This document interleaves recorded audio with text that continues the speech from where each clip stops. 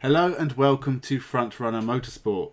I have been watching DTM for a very long time, since the days of Paffett, Ekstrom and Schneider actually, and I have seen some absolutely quality races in that time.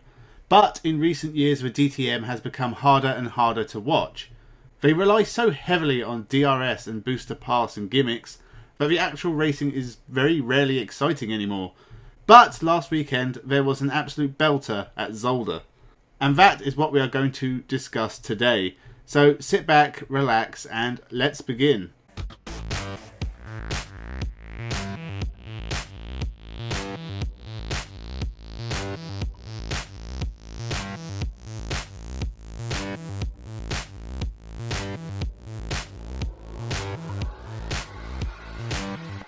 Welcome to Frontrunner Motorsport. It was Ferdinand Habsburg who led early on ahead of title rivals Rast and Müller. It's probably the highest up the grid Habsburg has ever been in the DTM, and he did well at the start. It took just 2 laps before carnage occurred. Jonathan Aberdeen and Fabio Scherer got together in a big way and in the process took out Robin Freins, damaging Freins' car and title hopes. That brought out the safety car. Then as soon as the race restarted, Philip Eng burst into flames, which was a bit dramatic. And Lucas Auer was also damaged, so we lost more cars, and Trelulé as well to make that another 3. And so with only a couple of racing laps underfoot, there are just 10 cars left in the field. The cars pitted shortly after, and Rast managed to lead the cars that had pitted, with Rockenfeller and Habsburg following, with Robert Kubica leading the field as the only car that hadn't pitted. At least he can say he led a DTM race now. Unfortunately, the middle of the race was the standard DTM race we know and love. Rene Rast dominating up front, Müller chasing Habsburg for second, with everyone else trying not to get lapped. It's the kind of funk that makes DTM so hard to watch at times. Also, Robert Kubica was in 4th on fresher tyres. The race order was decided when Habsburg had to pit with just 7 minutes left, dropping him out of contention, and Rast took his 4th win in a row and now has a commanding lead in the championship with Müller chasing him, in both the race and the championship. But with every race, Müller's chances of being champion are slipping further and further away. Kubica did well to get a podium, his best result by far. Glock and Green had good races, scoring points.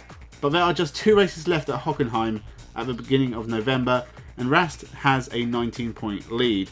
It's not impossible for Nico Müller to win the championship, but considering how consistent Rast is, he is going to need a miracle. Robin Freins can also win the championship, but he is 40 points behind Rast. So he definitely better get praying, because he basically needs Rast and Müller not to finish either race. As exciting as this race was, DTM really is in deep trouble for the future. Audi have announced they will no longer be involved as a manufacturer, meaning that if DTM continued in its current form, only BMW would be left. But the regulations are changing. Next year DTM will be racing under GT3 rules. Which is fine, it means more cars on the grid, more drivers hopefully, larger fields and closer racing, but it does put it in danger of becoming just another GT racing series, indistinguishable from all the others. And with V8 supercars also having a similar problem for next year, a lot of race series will be changing or disappearing. For DTM, hopefully it will continue for many years in some form.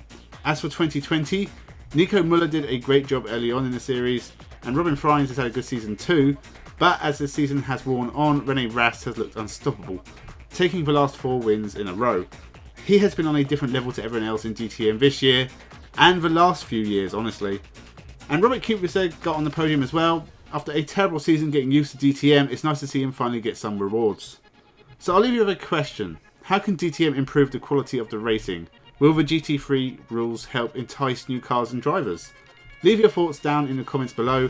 We are nearing 100 subscribers and I have some special content planned for that too.